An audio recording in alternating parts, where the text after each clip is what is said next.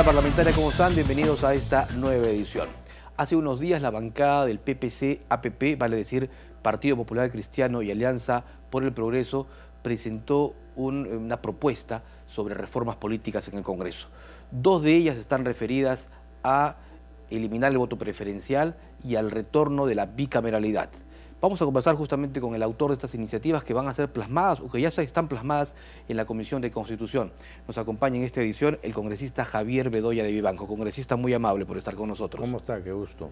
Bueno, usted es un permanente luchador por ejemplo, el retorno del Senado en el Congreso, una bicameralidad. Desde el año 92, 93, nuestro país, y el Congreso en especial, es un Congreso unicameral, de una sola Cámara. ¿Cuáles serían los argumentos que tiene usted para retornar a senadores y diputados? Son varios.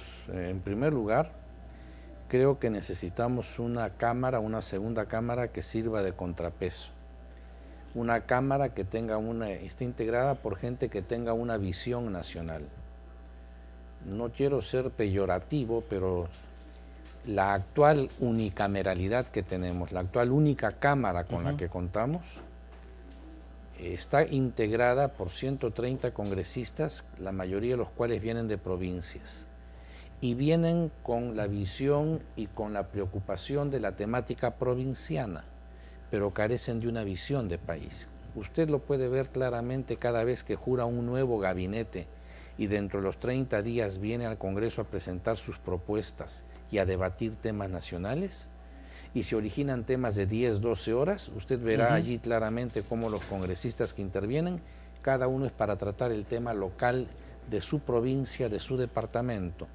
No vienen a tratar temas de política nacional. Un Senado elegido a nivel nacional en lista única, yo creo que contribuiría mucho a eso. Segundo, se necesita un contrapeso dentro del propio Congreso para que haya una Cámara revisora. Creo que nos vamos a evitar el altísimo número de leyes que remitidas por el Parlamento al Ejecutivo son devueltas observadas por el Presidente de la República, porque no han tenido el estudio suficiente o necesario. Tercero, porque responde a la idiosincrasia del sistema republicano que siempre hemos tenido, una bicameralidad. Entonces, una Cámara de Diputados elegida por departamentos y un Senado elegido a nivel nacional, creo que se complementan, no necesariamente duplicando funciones, cada uno con sus funciones propias asignadas en la propia Constitución, en donde, claro, tendrán algunas tareas comunes, como es aprobar leyes, algunas, si no son aprobadas por el Senado dentro de determinado plazo, por lo menos en nuestra propuesta, quedan ya consagradas, listas para ser promulgadas por el presidente. Siempre tendrá una última palabra el Senado como Cámara revisora. Congresista, y digamos, ¿cuál sería la composición de acuerdo a la propuesta suya en cuanto al número de representantes en el Senado y en el Congreso en general? Ese es desgraciadamente uno de los temas más difíciles de hacer entender a la gente, porque la primera reacción frente a una segunda Cámara es más gasto. Así es. ¿Verdad? En este momento somos 130 congresistas, mi propuesta es de 150 diputados y 50 senadores. Hay otras propuestas que varían, unas les asignan más miembros, otras asignan menos miembros a cada una de las cámaras. Yo creo que el Perú es un país en donde claramente se refleja la subrepresentación. Las estadísticas en el mundo entero, en todos los países que tienen sistema democrático y parlamento funcionando, evidencian que la tendencia mundial es que hay un representante al Congreso por cada más o menos 80.000 electores. En el Perú hay un representante al Congreso por cada 237.000 electores. Casi triplicamos el monto Así promedio. Es, ¿verdad? Entonces, por eso es que hay muchas veces la queja de la gente de que no tiene cercanía con su representante, no tiene diálogo o proximidad con su representante. Claro, cuando uno, por ejemplo, es elegido en Lima, es uno de los 36 diputados que elige Lima, que es una ciudad que tiene 5 o 6 millones de electores, evidentemente la conexión, la vinculación directa es mucho más difícil. En algún momento se puso en marcha, y bueno, está vigente hasta ahora, el tema de la doble votación para aprobación de leyes aquí en el Congreso, ¿verdad? Luego se aprueba la primera votación, de acuerdo al reglamento, se debe esperar por lo menos una semana para una segunda votación, pero en la práctica esto realmente casi no funciona, porque se solicita la exoneración de la segunda votación. Esto se quiso replantear como de una manera suplir al Senado, ¿no? Exactamente.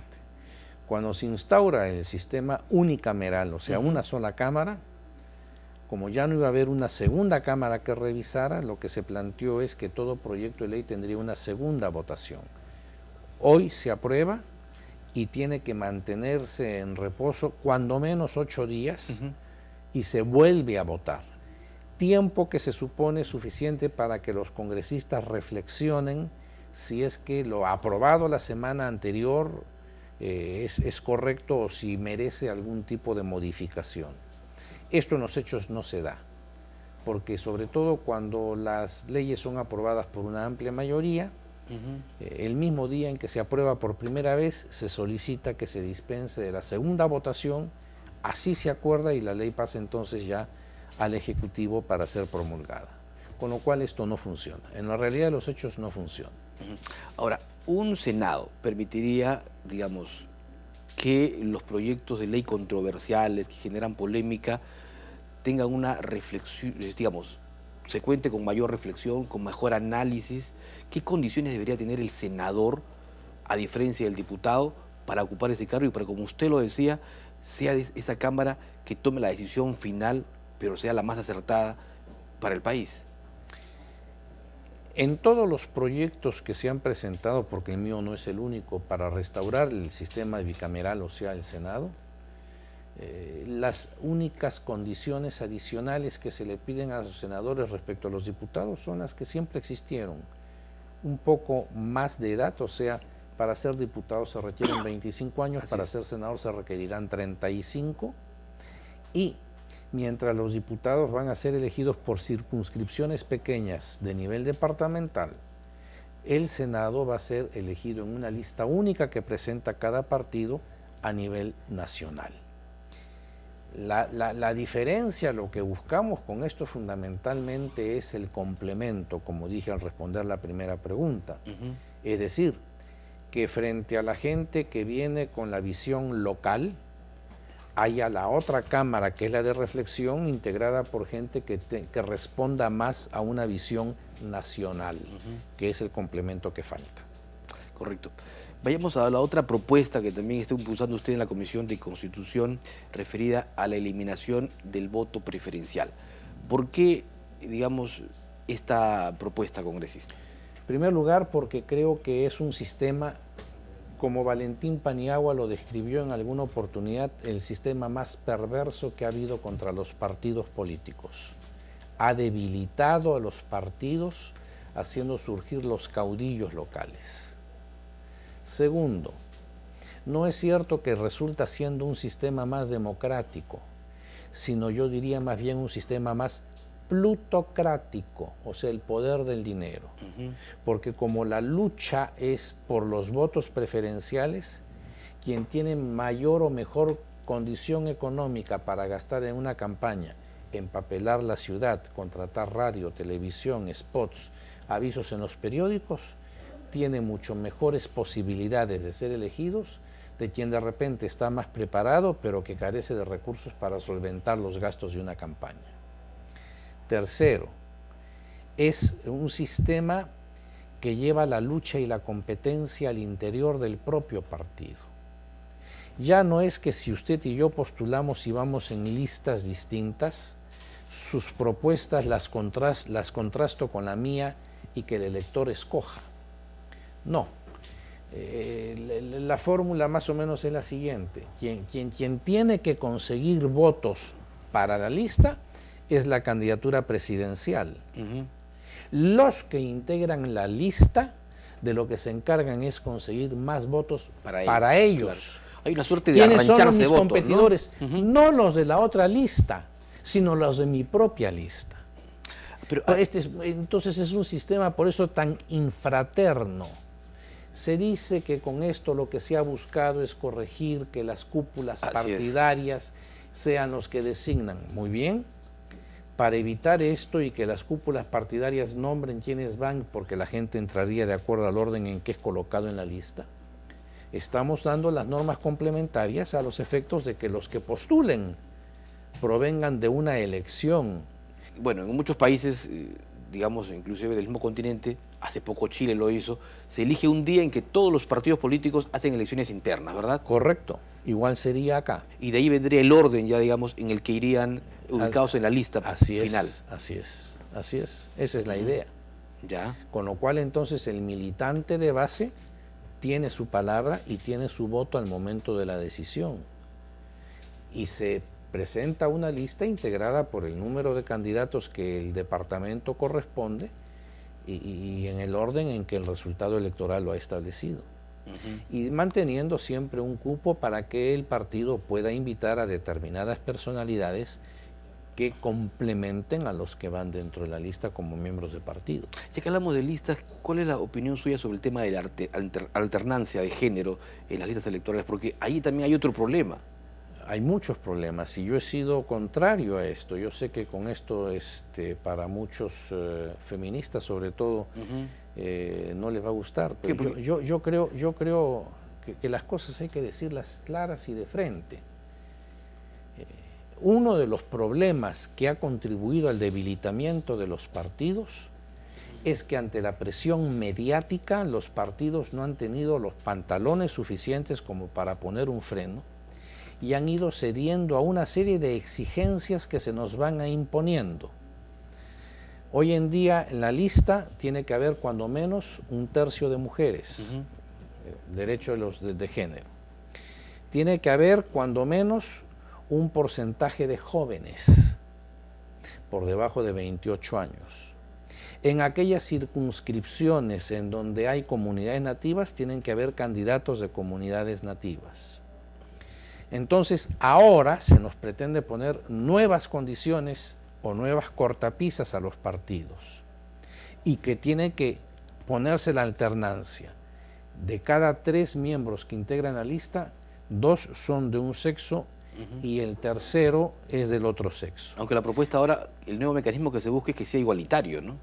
Bueno, es que claro, el primer paso es que sea hasta el tercio, después pedirán que sea hasta el 50%. Y yo no veo fundamento real de quienes dicen una mayor participación de las mujeres. Nada impide que haya una mayor participación. Y hay mujeres talentosas que se desempeñan en forma exitosa en el Ejecutivo como en el Congreso. Pero no tiene que nacer impuesto por la ley. Porque, ¿qué sucede en los casos fundamentalmente? Estamos viendo, para poder eliminar el voto preferencial y poner el contrapeso que no sean los dirigentes de los partidos quienes deciden el orden dentro de la lista, estamos estableciendo que sean los militantes de los partidos. ¿Y qué pasa si los militantes de los partidos democráticamente convocados eligen que los 3 primeros de la lista sean 3 mujeres o sean 3 varones, como quiera usted? No podría, porque tiene que haber la cuota de la alternancia. Con lo cual, entonces, la voluntad que se ha solicitado a los militantes de los partidos no rige porque está en contra de la ley de la alternancia. ¿Qué pasa en los casos de las alianzas políticas? Así es. En que hay que conformar la lista integrándola con gente de las diversas colectividades que se unen frente a un proceso. Y cada una de esas colectividades ha hecho su proceso electoral interno para establecer dentro del cupo que les corresponde en qué orden se presentan dentro de la lista que en conjunto presentan con otras colectividades.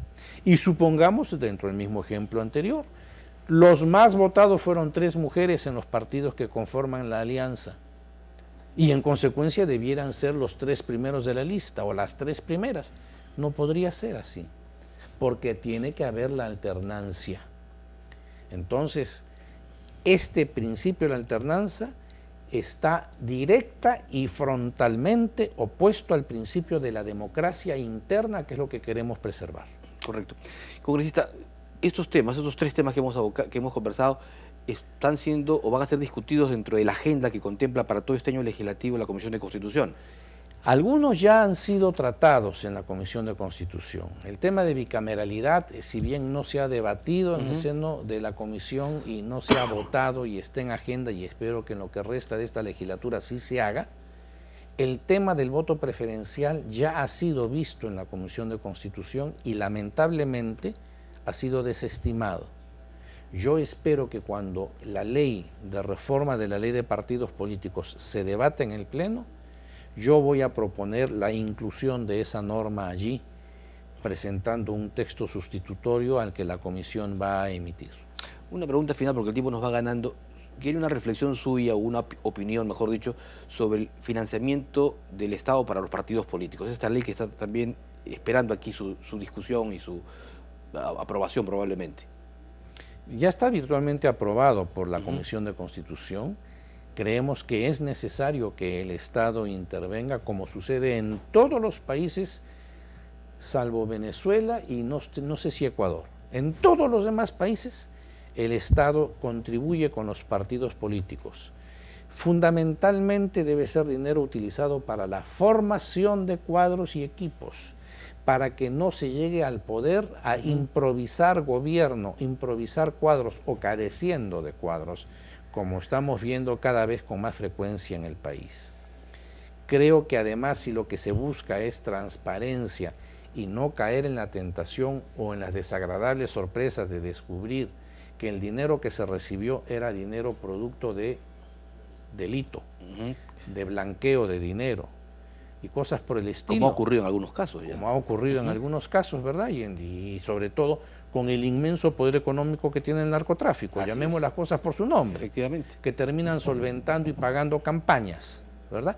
Para evitar todos esos riesgos, es preferible entonces que sí haya una contribución. ¿A todos por igual? No, no es lo previsto. Del total de lo que se va a asignar en la ley de presupuesto, creo que es el 40% se distribuye por igual entre todos los partidos y el resto, el 60% restante, es en función de los votos obtenidos en el proceso electoral anterior. Sin embargo, cuando se habla de financiamiento, de recursos o de mayor cantidad de parlamentarios, lo que implica más gasto o que el dinero sale del erario público, la gente lo ve mal, no lo logra percibir. ¿Cómo hacer justamente para que el ciudadano de a pie entienda que de esta manera se mejora la calidad de los políticos, de los partidos, y por ende ya no tendremos tantas situaciones difíciles o criticables como las actuales? Es un tema parecido como la pregunta eterna, ¿qué es primero, la gallina o el huevo? Si es que no mejoramos el nivel de los candidatos que los partidos ofrecen dentro de un sistema más democrático, dentro de cuadros formados, si es que no mejoramos, vamos a seguir padeciendo congresos de los cuales hay quejas permanentes y congresos que más son los momentos que originan vergüenza a sus propios integrantes que somos honestos que satisfacciones, ¿verdad? O sea, si queremos mejorar el estándar, el nivel, el rendimiento del Parlamento y de sus integrantes, demos entonces las reformas necesarias que permitan encaminar a los partidos y a los procesos electorales en ese sentido. Correcto. Mantenerlo como está hoy en día es en lo sucesivo, cambiando los personajes, pero repitiendo los mismos problemas. Congresista, le agradezco mucho por estar aquí en la agenda parlamentaria y seguiremos conversando sobre los temas que usted analice y discuta a nivel de las diferentes comisiones parlamentarias. Con todo gusto. Muy buenas tardes. Muy amable. El congresista Javier Bedoya de Vivanco, representante de la bancada PPC-APP, estuvo aquí en agenda parlamentaria por el canal del Congreso.